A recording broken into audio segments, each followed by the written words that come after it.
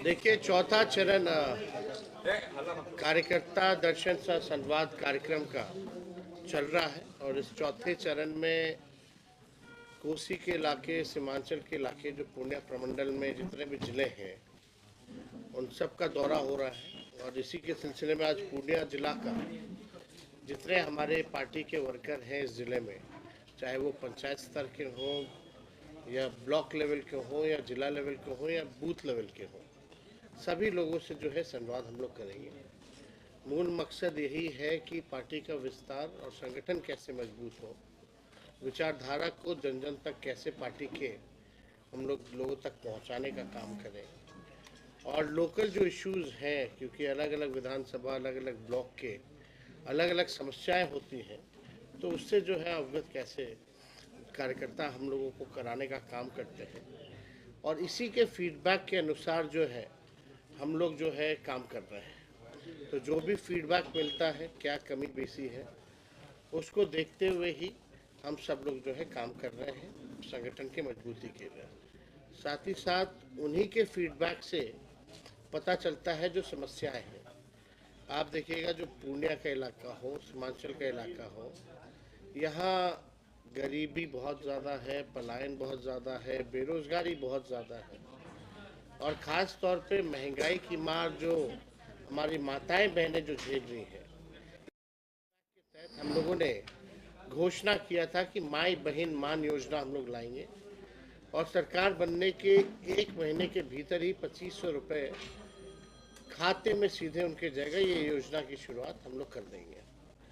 और इसी फीडबैक के अनुसार पता चला कि भाई बिजली बिल से, स्मार्ट मीटर से, लैंड सर्वे से सभी लोग जो हैं परेशान हैं। इसलिए हम लोगों ने बोला कि भाई लोग जानना भी चाहते हैं कि क्या विजन है, आपको मौका मिलेगा तो आप क्या कीजिएगा बिहार की जनता के लिए, और जो अंतिम पैदान पे जो करीब खड़ा है उसको आप मुख्य धारा में कैसे लाइएगा। क्योंकि आज का दौर सामाजिक न्याय के साथ साथ आर्थिक न्याय का भी दौर है और लोग परेशान हैं बढ़ती महंगाई से। इनकम ज़्यादा नहीं है लेकिन खर्च ज़्यादा है। तो इसको देखते हुए ही हम लोगों ने तय किया था, बिजली जो है हम लोग 200 यूनिट फ्री में बिजली पूरे बिहार के लोगों को हम लोग दिलवाने का काम करेंगे। साथ ही साथ वृद्धा पेंशन हो या सामाजिक सुरक्षा पेंशन हो, चाहे दिव्यांग भाइयों का हो, बहनों का हो, चाहे जो विधवा औरतें हैं उनका आप देखिएगा केवल 400 ही रुपए जो है पेंशन मिलता है, या जो वृद्ध लोग जो है 400 मिलता है। तो हम लोगों ने इसी को देखते हुए तय किया कि इसको 400 से 1500 रुपये हम लोग करेंगे अगर हमारी सरकार बनेगी तो। और भी फीडबैक्स मिल रहे हैं और जैसे जैसे एक बार हम लोग पूरा बिहार घूम लेंगे तो उसके हिसाब से जो हमारा जो विजन होगा, क्या रोड मैप है, क्या ब्लूप्रिंट है, वो बिहार के लोगों से, आप लोगों से हम लोग साझा करेंगे। लेकिन मौजूदा जो डबल इंजन की सरकार है, लोग इससे त्रस्त हो चुके हैं। माननीय मुख्यमंत्री जी थक चुके हैं, बिहार संभल नहीं रहा और मुख्यमंत्री थके हुए और रिटायर्ड अधिकारियों के हवाले बिहार जो है हाथों में है। कहीं भी आप देख लीजिए कोई काम नहीं हो रहा। चाहे लॉ एंड ऑर्डर की स्थिति देखिएगा तो क्रिमिनल डिसऑर्डर हो चुका है। इंफ्रास्ट्रक्चर की बात करें तो फ्रैक्चर हो चुका है इंफ्रास्ट्रक्चर का। पुल पुलिये जो है लगातार गिरते जा रहे हैं, बांध जो है चूहा खा जाता है। पिछले बार ही जो बाढ़ आई उसमें जो है कोई योगदान केंद्र सरकार ने नहीं किया। नरेंद्र मोदी जी या हम लोगों को वादा किया था कि बिहार को विशेष राज्य का दर्जा देंगे। एक बार नहीं, 3 बार वो बन गए प्रधानमंत्री। अब तक वो वादा जो है पूरा उन्होंने नहीं किया। चाहे चीनी मिल खोलने की बात हो, अब तक जो है प्रधानमंत्री जी ने कोई भी मिल खुलवाया नहीं। बिहार को ना स्पेशल पैकेज मिला, साफ तौर पे कई सरकारी योजनाओं में कटौती भारत सरकार ने करने का काम किया। बिहार के ही वोट के दम पर वो प्रधानमंत्री कई बार बने, 3 बार बने, लेकिन बिहार को हिस्से में कुछ नहीं मिला। हम लोगों की पुरानी मांग रही थी बिहार को विशेष राज्य का दर्जा देने की।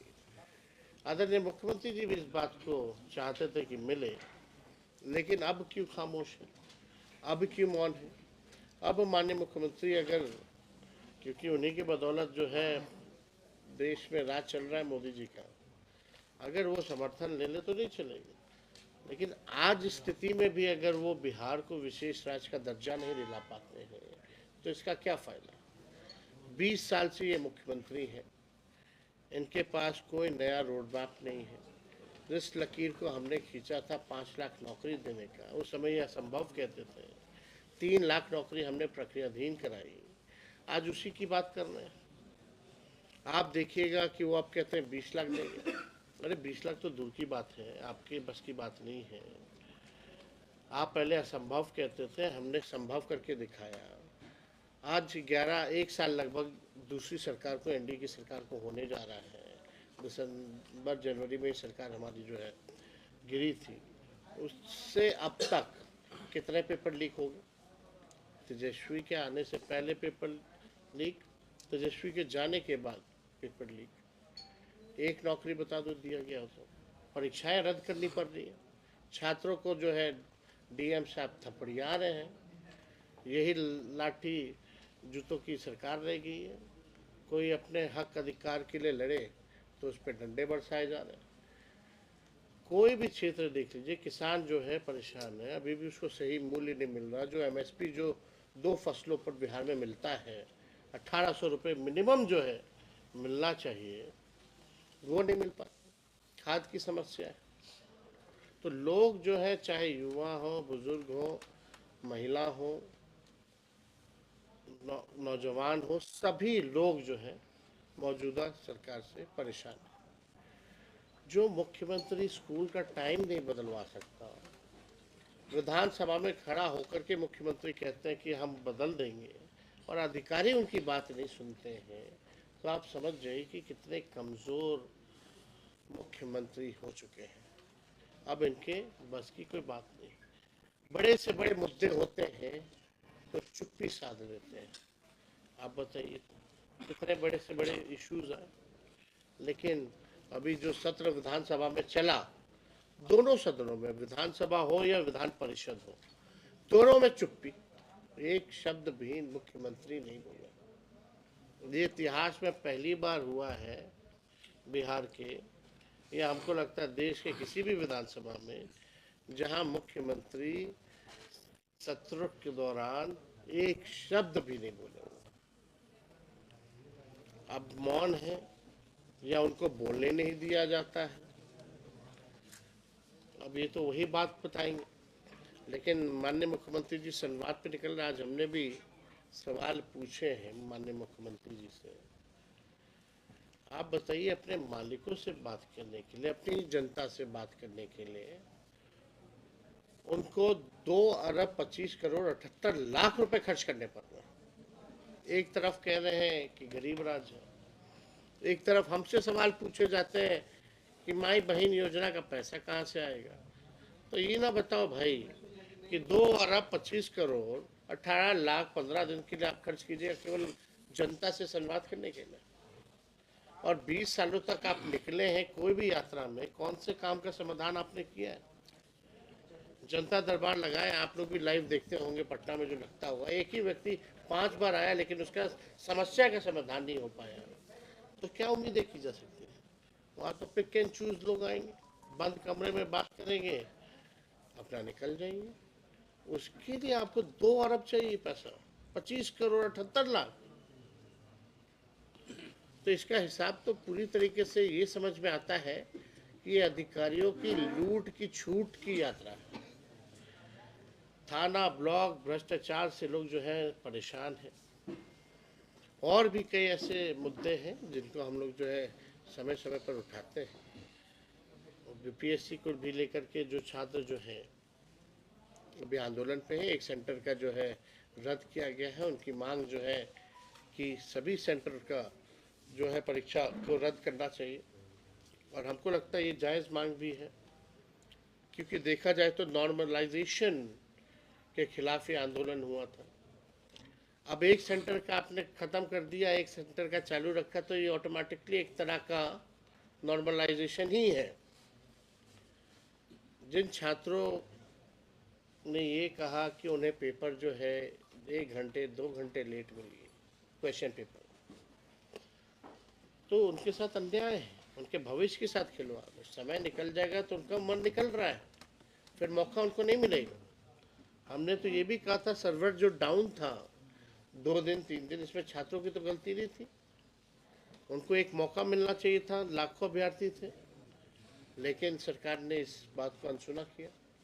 नॉर्मलाइजेशन की जहाँ तक बात थी, तो आप 10 दिन तक क्या कर रहे थे? आपने स्पष्टीकरण क्यों नहीं दिया, स्टैंड क्यों नहीं लिया कि ऐसी कोई बात नहीं है? आंदोलन हुआ, आपने लाठी बरसाए, डीएम ने थप्पड़ मारा, फिर शाम में आप कहते हैं कि नॉर्मलाइजेशन अफवाह था।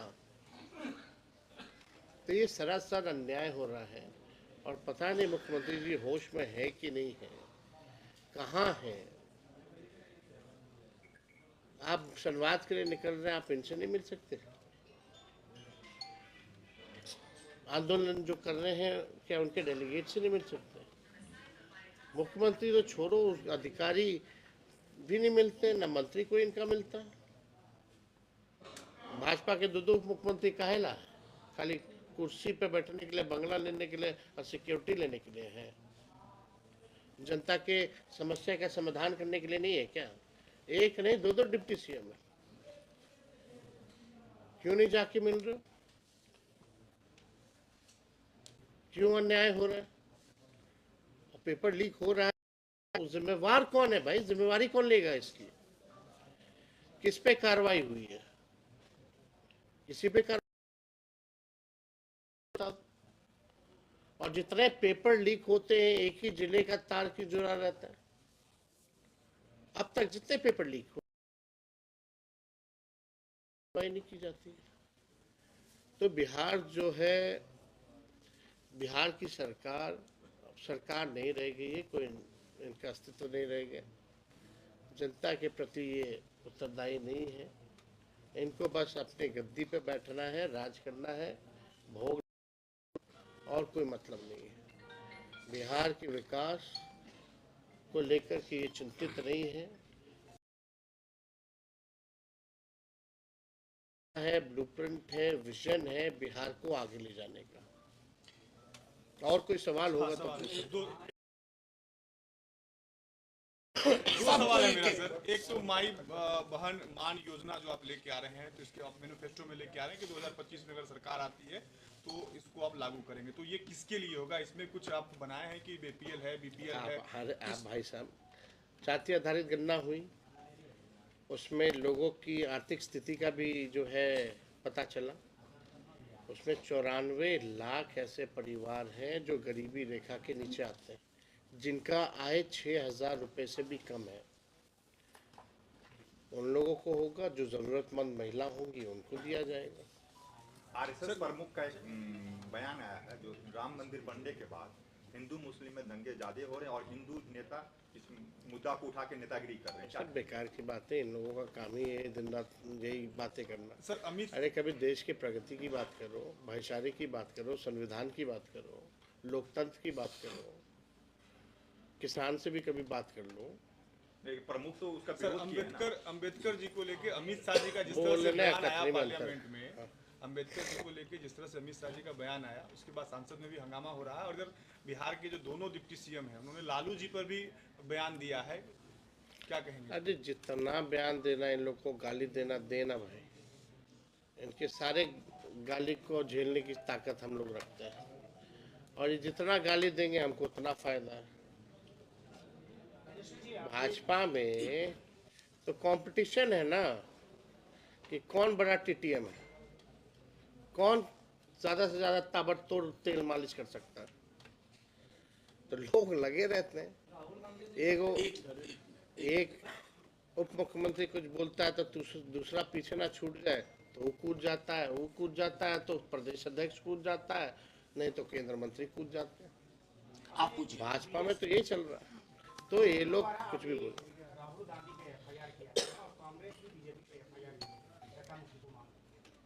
बेकार की बात है, बेकार का एफआईआर है। आप भी जान रहे बाबा साहब के अम्बेडकर को जिस तरह से अपमानित अमित शाह ने किया, उसको इस इशू को डाइवर्ट करने का एक षड्यंत्र है।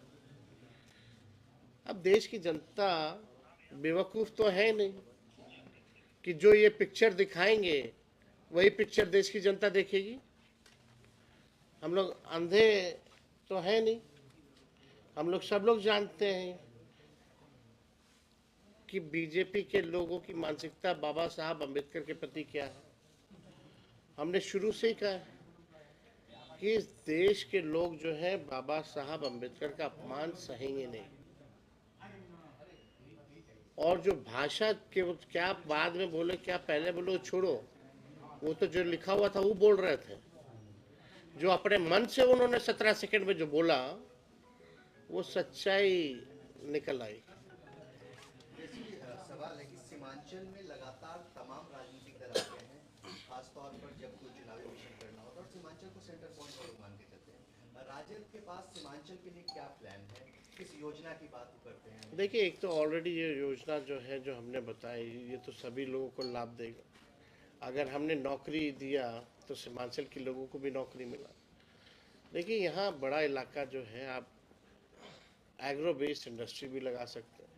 साथ ही साथ हम लोग जो उन्होंने पहले भी हम लोगों के एजेंडे में था कि सीमांचल हो या कोसी हो, दोनों जगह जो है सीमांचल डेवलपमेंट अथॉरिटी का हम लोग गठन करें और कोसी में कोसी डेवलपमेंट अथॉरिटी का गठन करें, क्योंकि ये दोनों जो जगह है कोसी का और सीमांचल का, यहाँ बहुत गरीबी है, सबसे ज़्यादा पलायन है।